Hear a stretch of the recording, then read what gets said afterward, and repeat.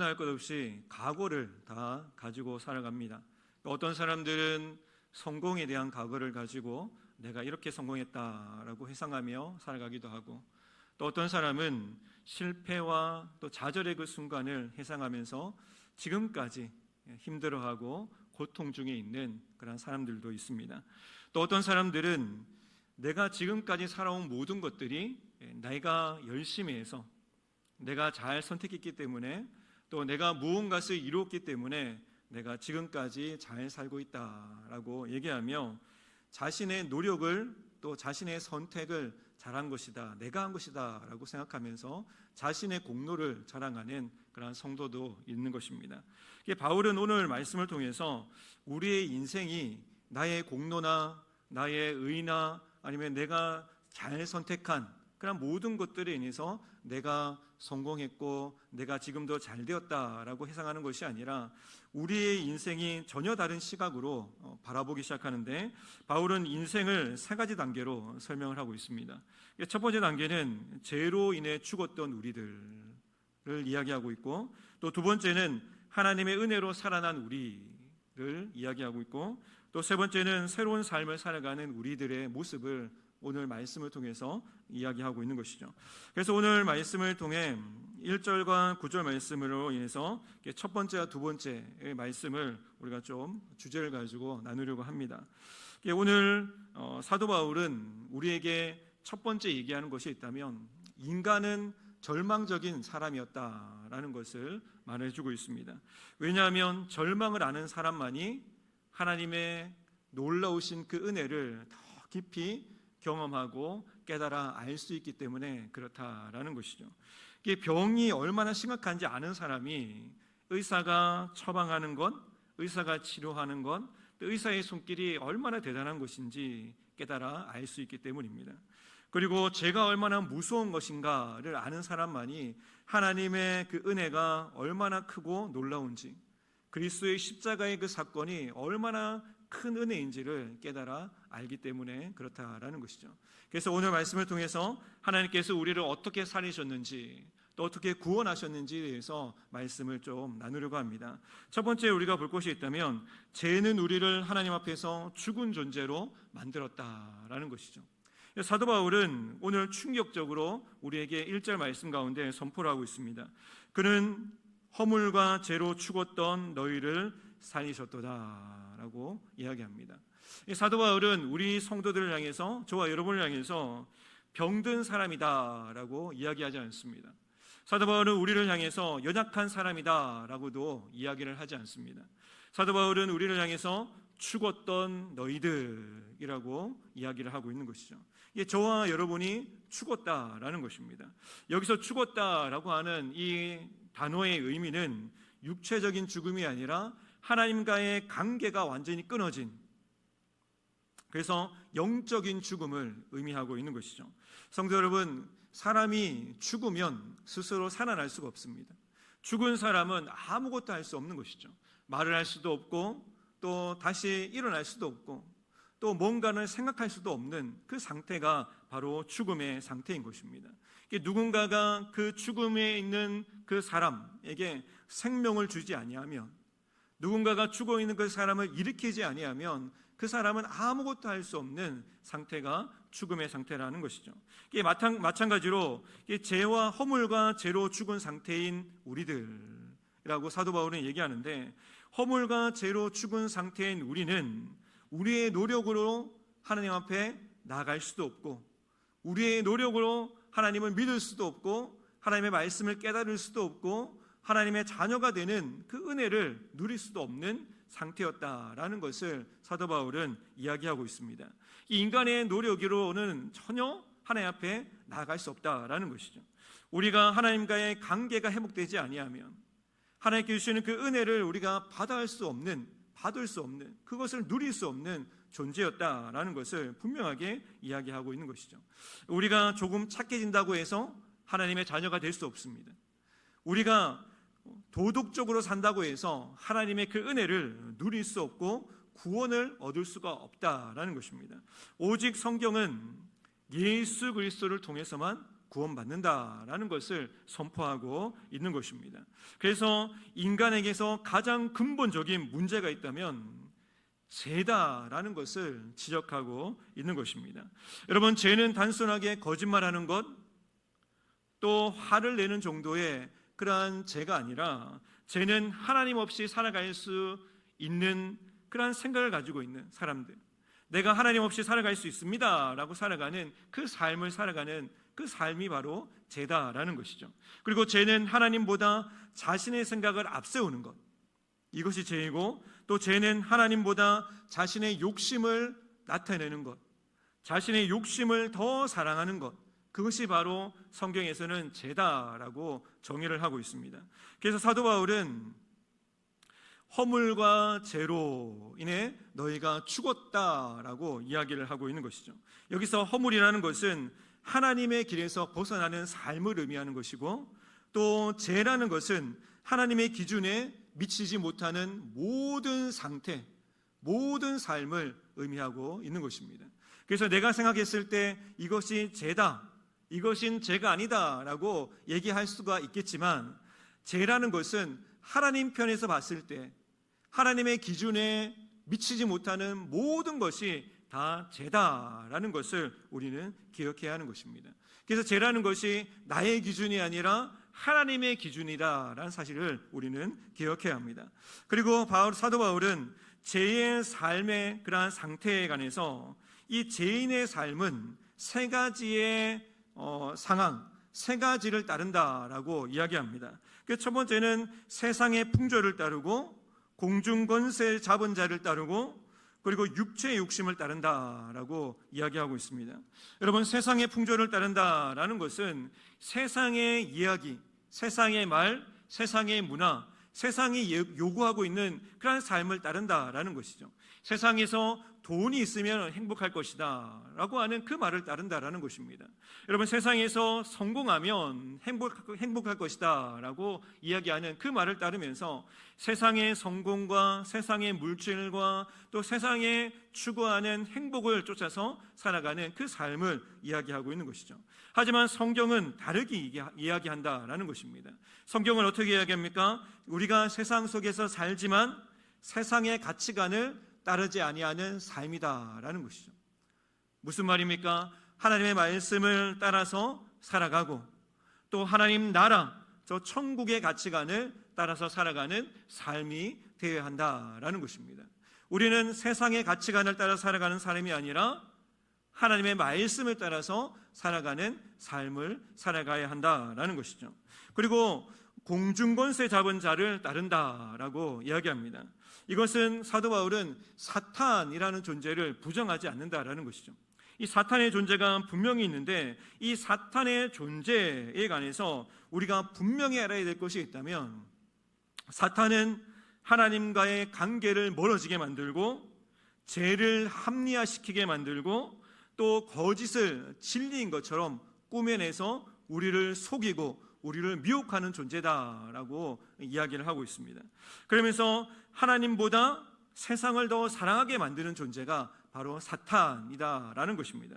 그런데 이 사탄의 존재를 우리가 분명하게 알아야 되는데, 사탄은 하나님과 동등하게 맞서는 존재, 그리고 하나님과 또 다른 신으로서의 존재가 아니다라는 것을 우리는 기억해야 합니다. 그래서 이 사탄이라는 것은 하나님께서 창조하신 하나의 피조물이라는 사실들을 우리는 잊지 말아야 하는 것이죠. 뭔가 하나님과 동등되어서 하나님을 대적하고 또 하나님을 이기는 그런 존재가 아니라 하나님 밑에 있는 존재, 하나님께서 창조한 피조물의 존재가 바로 사탄이다라는 것이죠. 그리고 또한 이 사탄이라는 것은 예수 그리스도께서 십자가의 부활을 통해 이미 사탄의 모든 권세를 완전히 깨트리시고 승리하셨다라는 사실을 우리는 잊지 말아야 하는 것입니다. 그래서 내가 사탄에게 사로잡히면 어떡하나, 사탄에게 지면 어떡하나, 사탄으로 해서 내가 구원받지 못하면 어떡하나 라고 걱정하고 고민하는 것이 아니라, 이미 우리는 예수 그리스도 안에 있어서 구원받은 하나님의 자녀이고 또 구원받은 하나님의 백성으로서 사탄은 이미 예수 그리스도를 통해 완전히 파멸되었고 완전히 실패한 그러한 존재이기 때문에 우리는 예수 그리스도를 믿음을 통해 승리하는 삶, 또 구원을 얻는 삶, 또 하나님의 영광을 드러내는 삶을 살아가는 존재다라는 것을 우리는 기억하면서 날마다 믿음으로 승리하는 삶을 살아가야 한다라는 것입니다.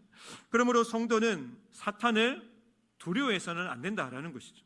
이미 우리는 예수 그리스도 안에서 승리한 존재이기 때문에 그렇다라는 것입니다. 그래서 우리가 기도할 때 우리가 이미 승리하신 주님을 내가 다시 한번 더 바라봅니다. 승리하신 주님을 내가 의지합니다. 하나님, 내가 세상 가운데서 사탄의 그러한 모든 유혹과 미혹 가운데서 말씀으로 빠지지 않게 하여 주시고 말씀으로 이겨내게 하시고 승리하신 주님을 붙들고 살아가는 믿음의 승리자가 되게 하여 주시옵소서라고 기도하며 나아가는 우리 성도님들이 다 되시기 바랍니다. 여러분, 또한 우리는 육체의 욕심을 따라서 사는 존재였다라는 것을 사도 바울은 이야기하고 있습니다. 여러분, 3절 말씀에 보시면 전에는 우리도 다 그 가운데서 우리 육체의 욕심을 따라 지내며 육체와 마음에 오라는 것을 하여 다른 이들과 같이 본질상 진노의 자녀였더니라고 말씀을 하고 있습니다. 여러분, 3절에서 사도 바울은 이 앞절과 다르게 너희는 이라는 그런 말을 사용했다면 3절에서는 우리도라고 하는 그 단어를 지금 사용하고 있다라는 것이죠. 왜 그렇습니까? 유대인이든 이방인이든 사도 바울 자신이든 목회자이든 평신도이든 우리 모두가 다 죄 아래 놓여 있었던 본질상 진노의 자녀였다라는 것을 우리에게 선포를 하고 있는 것입니다. 여러분, 이것은 복음의 출발점입니다. 우리 가운데 하나님 앞에서 의로운 사람이 한 사람도 없었다라는 것을 분명하게 말씀해 주고 있습니다. 성도 여러분, 복음이라는 것은 다른 사람의 죄를 먼저 보는 것, 다른 사람의 죄를 지적하는 것, 이것이 결코 아닙니다. 여러분, 복음은 자신의 죄를 먼저 돌아보게 만들고 자신의 죄가 무엇인가를 발견하게 만드는 것이 복음이다라는 것이죠. 그래서 사도 바울은 마지막으로 이렇게 선포하는데 우리 모두는 본질상 진노의 자녀였다라고 분명하게 말씀하고 있습니다. 여러분, 저 사람이 본질상 진노의 자녀가 아니라 너와 나도 동일하게 우리 모두는 본질상 진노의 자녀였다라는 것이죠. 사랑하는 성도 여러분, 우리는 과거에 죄로 죽었던 사람이었다라는 것을 기억해야 합니다. 우리는 스스로 하나님 앞에 나아갈 수 없었던 존재였다라는 사실을 기억해야 하는 것이고 우리의 힘으로는 그 어떠한 죄도 해결할 수 없는 그렇게 죽었던 상태였다라는 것을 사도 바울은 선포합니다.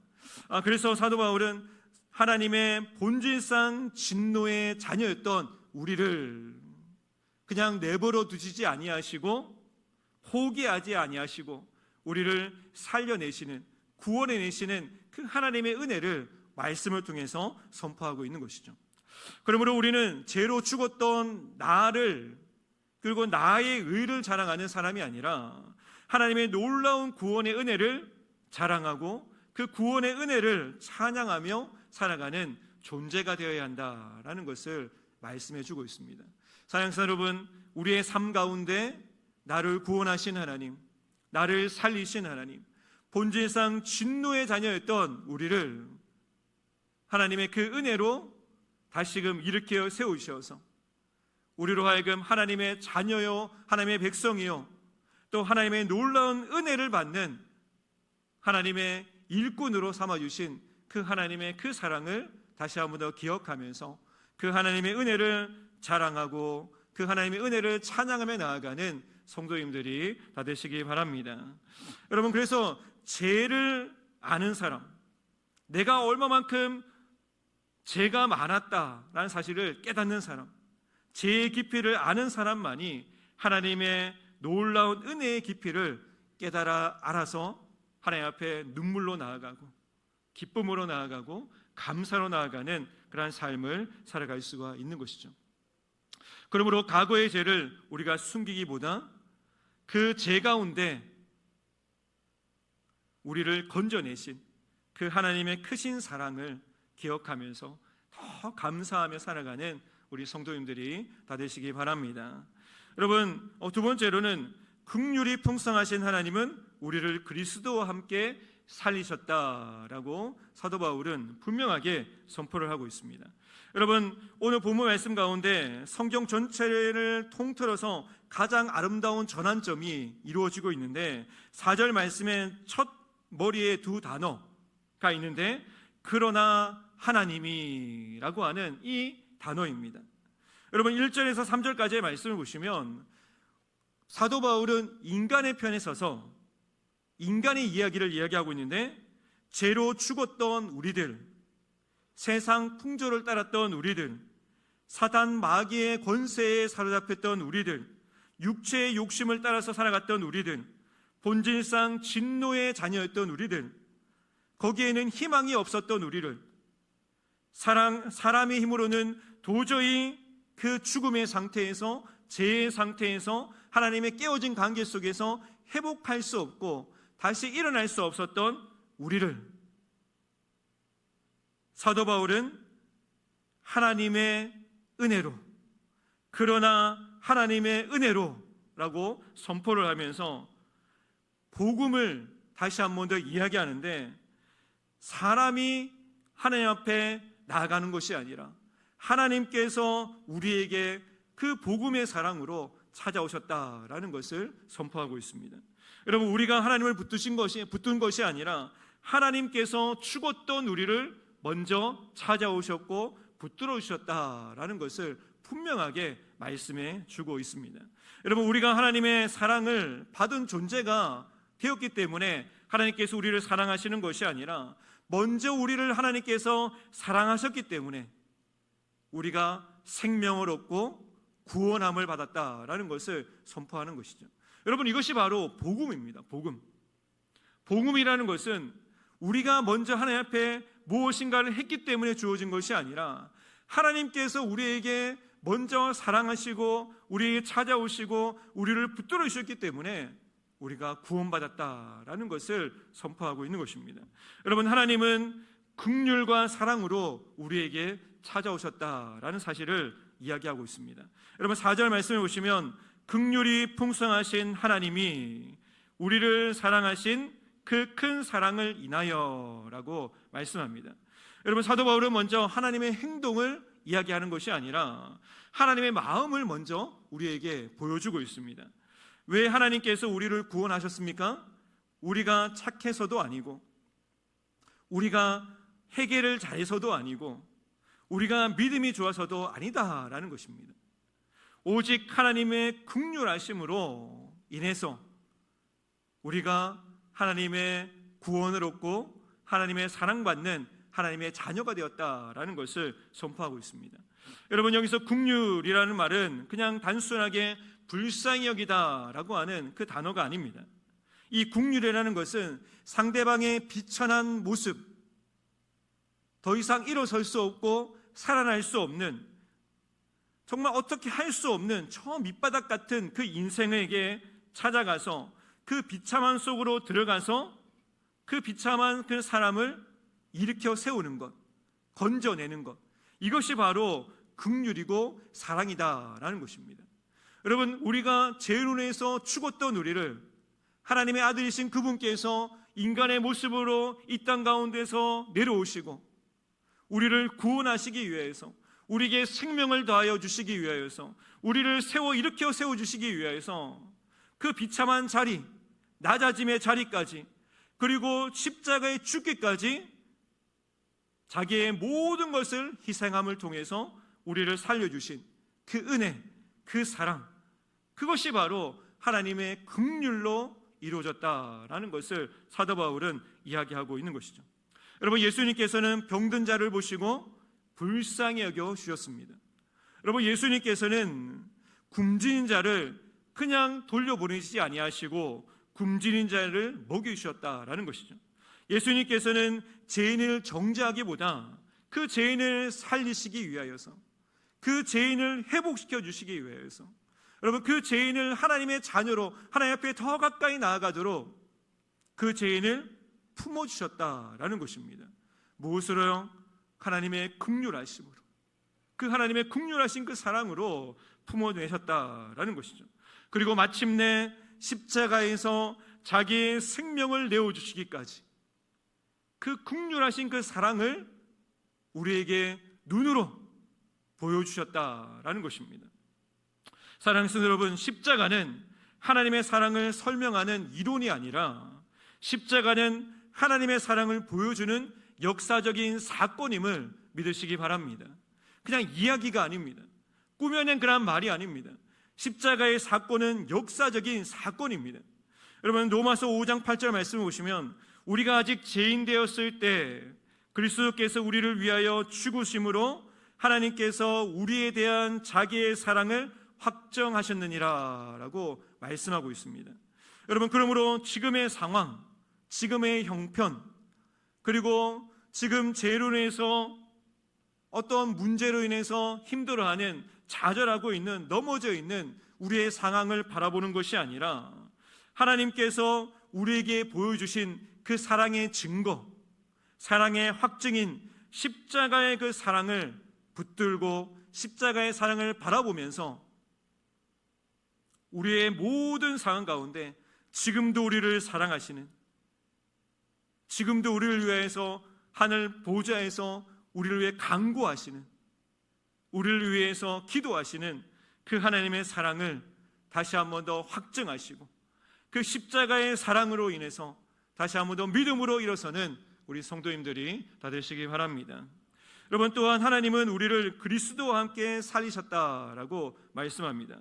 5절 말씀 가운데 허물로 죽은 우리를 그리스도와 함께 살리셨고 라고 말씀합니다. 여러분, 여기서 중요한 단어는 함께라고 하는 이 단어입니다. 함께, 5절과 6절 말씀 보시면 함께 살리시고 함께 일으키시고 함께 하늘에 앉으셨다라고 말씀을 하고 있습니다. 여러분, 이것은 바로 그리스도와 연합했다, 그리스도와 함께 하나 되었다라고 하는 그 말을 우리에게 의미하고 있습니다. 여러분, 예수님께서 십자가의 죽으심으로 인해서 우리도 그 죄의 심판을 받아서 예수 그리스도와 함께 죽었음을 믿으시기 바랍니다. 여러분, 예수님께서 부활하실 때 우리도 새 생명을 얻었음을 믿으시기 바랍니다. 여러분, 예수님께서 승천하셨을 때 우리도 그리스도 안에서 하늘의 시민권을 얻고 살아가는 존재가 되었음을 여러분 믿으시기 바랍니다. 예수와 함께 죽고 예수와 함께 살고 또 예수와 함께 천국을 소망하며 그 천국의 시민권을 얻은 사람이 바로 예수를 믿어 구원받은 저와 여러분이라는 사실들을 여러분 기억하시기 바랍니다. 여러분, 그러므로 성도의 삶은 내 자신, 나의 힘으로 살아가는 존재가 아니라 예수의 생명으로 살아가는 존재, 예수의 생명이 나의 삶 가운데 역사하시도록 우리가 믿음으로 순종하며 살아가는 그러한 삶을 살아내야 한다라는 것이죠. 그리고 구원은 전적으로 하나님의 은혜다라는 것을 우리에게 선포하고 있습니다. 여러분, 사도 바울 5절과 8절 말씀 가운데 여러분 두 번이나 같은 말을 반복하고 있습니다. 너희는 은혜로 구원을 받은 것이라 라고 말씀하고 있고, 여러분 8절 말씀에는 너희는 그 은혜에 의하여 믿음으로 말미암아 구원을 받았으니 라고 선포를 하고 있습니다. 여러분, 무엇입니까? 우리는 예수 그리스도의 그 십자가의 그 은혜로 하나님의 긍휼하심으로 구원받았다라는 것을 우리에게 분명하게 말씀하고 있습니다. 여러분, 사도 바울이 왜 두 번이나 반복하는 그 이유가 있다면 인간은 교만하기 때문에 그렇습니다. 끊임없이 자기의 공로를 내세우려고 하고 끊임없이 자기를 자랑하려고 하는 그런 악한 습성, 연약한 습성, 옛사람의 모습이 우리 속에 남아있기 때문에 그렇다라는 것이죠. 내가 열심히 했기 때문에, 내가 충성했기 때문에, 내가 잘 선택했기 때문에 내가 지금까지 여기까지 왔다라고 자기 자신을 드러내고 하나님의 영광을 드러내는 것이 아니라, 하나님의 그 영광을 찬양하는 것이 아니라 자기의 영광을 드러내고 자기의 공로를 자랑하는 그러한 습성이 있는 사람이 바로 저와 여러분이다라는 것입니다. 그러나 사도 바울은 단호하게 우리의 약함을 다시 한 번 더 지적하면서 선포를 합니다. 저와 여러분은 하나님의 놀라우신 은혜로 구원받았습니다 라고 선포를 하고 있는 것이죠. 사랑하는 여러분, 은혜다라는 것은 우리가 잘 알고 있듯이 받을 자격이 있는 사람이 받는 것이 아니라 받을 자격이 없는 사람에게 거저 베풀어 주시는 하나님의 선물이고 사랑임을 믿으시기 바랍니다.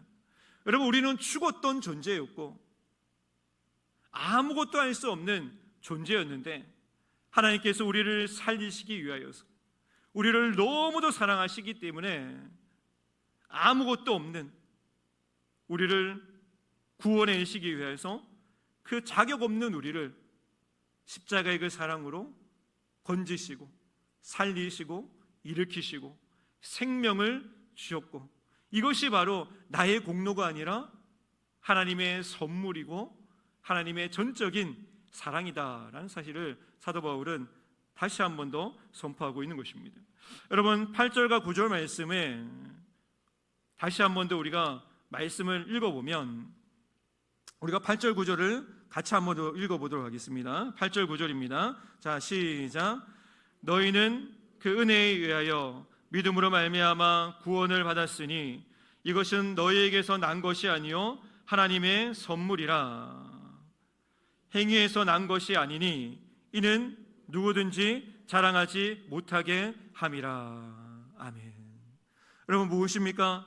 이 구원의 세 가지 원리를 사도 바울은 이야기하고 있는데, 구원의 근거는 하나님의 은혜다라는 것을 선포하고 있고, 구원의 통로는 믿음이다 라고 이야기하고 있고, 구원의 목적은 하나님의 영광이다 라는 사실을 우리에게 말하고 있습니다. 사랑하는 성도 여러분, 믿음은 구원의 대가가 아닙니다. 믿음은 하나님께서 내밀어 주신 그 은혜의 선물, 그 선물을 받아들이는 손이다라고 여러분 생각하시면 됩니다. 여러분, 굶주린 사람에게 음식을 건네줄 때 그 굶주린 사람이 그 음식을 받기 위해서 손을 내밀듯이, 굶주린 사람이 손을 내밀었다고 해서 그 음식을 받을 만한 자격이 있는 것이 아니라는 사실을 우리는 기억해야 하는 것이죠. 자격이 없지만 하나님께서 우리에게 구원의 은혜를 베풀어 주실 때 그 구원의 은혜를 믿음이라는 손으로 내밀어서 가질 때, 취할 때, 내 것으로 삼을 때, 그것이 바로 하나님의 구원의 은혜를 받는 축복의 통로가 됨을 우리는 기억해야 하는 것이죠. 여러분, 믿음이 있다고 해서 구원받는 것이 결코 아니라는 것입니다. 하나님께 주신 그 은혜, 그 은혜를 우리가 믿음의 손으로 받을 때, 주는 그리스도시요 살아계신 하나님의 아들이십니다 라고 고백하며 그 믿음으로 하나님의 그 아들이심을 고백하기 시작할 때 우리에게 구원의 은혜를 하나님께서 허락하신다라는 것입니다. 여러분, 그러므로 우리의 삶 가운데 다시 한 번 더 우리를 끝까지 포기하지 아니하신 그 하나님의 사랑과 그 하나님의 은혜를 우리가 기억하고, 그 하나님의 사랑을 우리가 다시 한 번 더 믿음의 눈으로, 믿음의 손으로 붙잡고 살아가는 우리 성도님들이 다 되시기 바랍니다. 내가 구원받은 것, 내게 믿음을 허락하여 주신 것도, 내게 먼저 찾아오셔서 우리를 먼저 사랑하신 것도 다 하나님의 은혜로 출발한 것임을 우리가 기억하며 우리는 날마다 구원의 은혜의 기쁨을 찬양하며 감사하며 나아가는 우리 성도님들이 다 되시기 바랍니다. 사랑하는 성도 여러분, 오늘 본문은 우리에게 분명히 이야기하고 있습니다.